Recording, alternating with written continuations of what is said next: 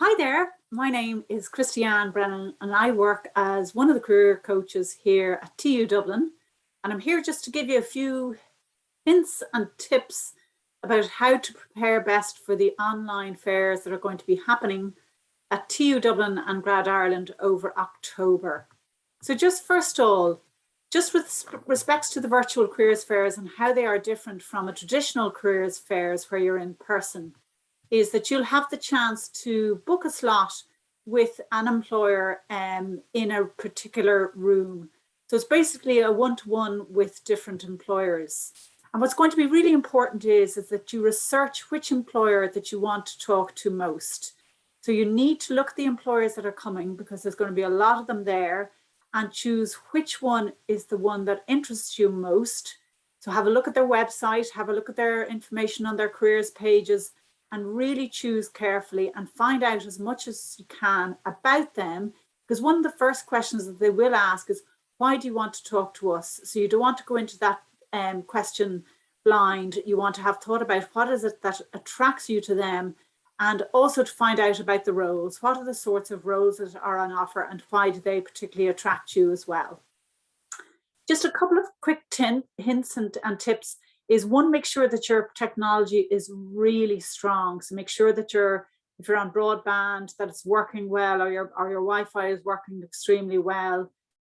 Check your camera, check your volume, and just make sure that your mic is working correctly. With respects to dress, what I'd recommend you do is to dress smart casual.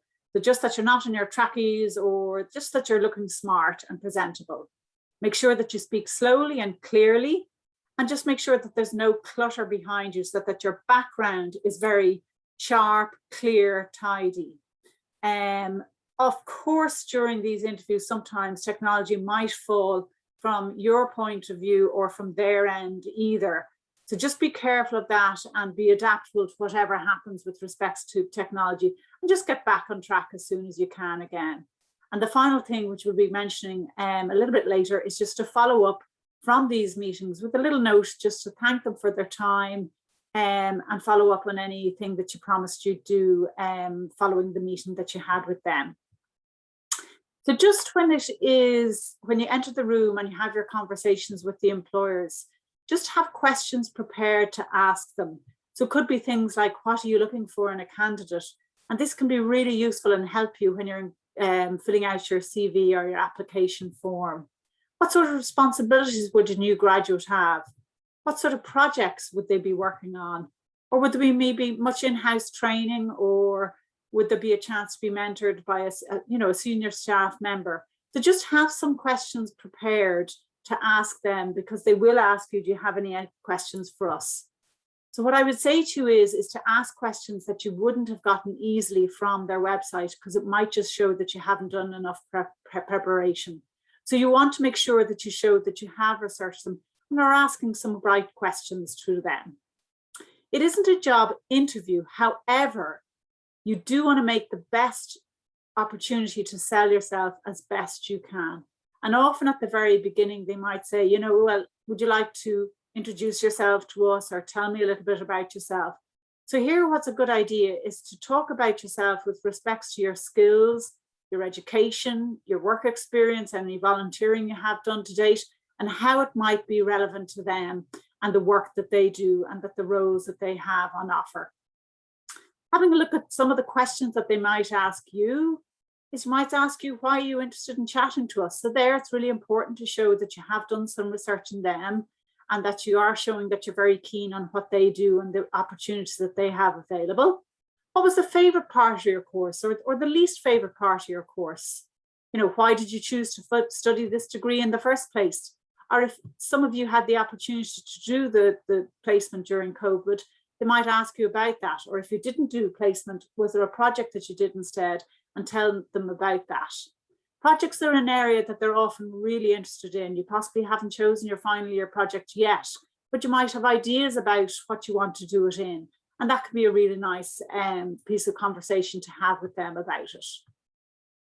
After the fair, it's really nice to follow up with a thank you note, and to possibly connect them on LinkedIn. So you could follow up with a thank you note in LinkedIn if you've connected with them, or you might email them just to thank them for their time. Obviously, send your CV and completed application form in at the right time before the closing date. And then maybe use some of the notes that you've made during your meetings to mention something that you found interesting or something that you've discussed. It's a really good idea to keep notes after each meeting, because you'll be meeting a lot of different people and you don't want to get confused about what you said to one person or what they said to you.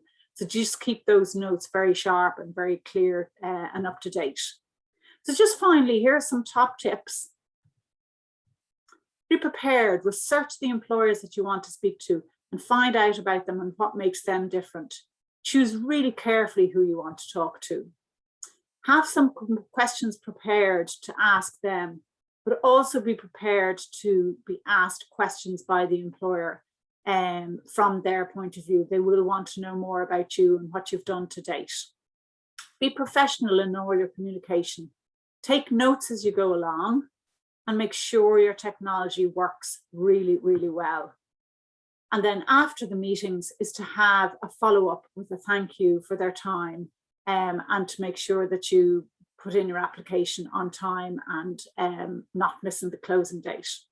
So I hope that gives you just a couple of top tips of what you need to do before these online careers fairs. If you have any other questions, contact us, contact your career coach at tudublin.ie/careers. Wishing you the really best of luck with these online fairs. Thank you.